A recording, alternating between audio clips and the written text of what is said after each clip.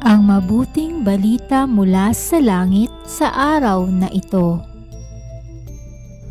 Dakilang kapistahan ng pagsilang ni San Juan Bautista. Aleluya, aleluya! Ikaw, Juan, ay propeta, sinugo upang manguna sa manunubos ng sala. Aleluya, aleluya! Ang mabuting balita ng Panginoon ayon kay San Lucas. Pinupuri ka namin, Panginoong Hesukristo.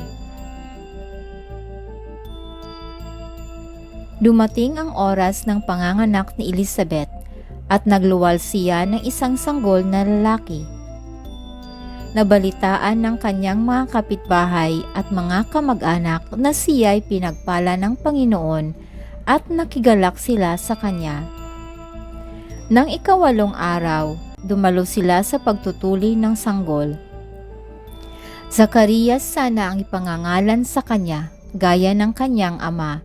Ngunit sinabi ng kanyang ina, hindi, Juan ang ipapangalan sa kanya.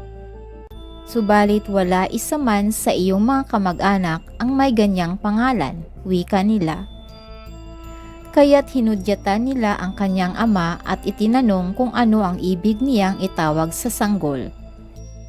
Humingi siya ng masusulatan at sumulat ng ganito, Juan ang kanyang pangalan. At namangha silang lahat. Pagdakay, nakapagsalita siya at nagpuri sa Diyos.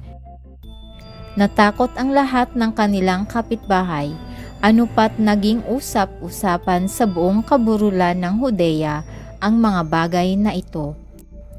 Pinakaisip-isip ito ng lahat ng nakaalam at ang kanilang tanong, magiging ano kaya ang batang ito? Sapagkat maliwanag na sumasa kanya ang Panginoon. Lumaki ang bata at naging malakas ang kanyang espiritu. Siya'y tumira sa ilang hanggang sa araw na magpakilala siya sa Israel. Ito ang mabuting balita ng ating kaligtasan. Papuri sa Diyos.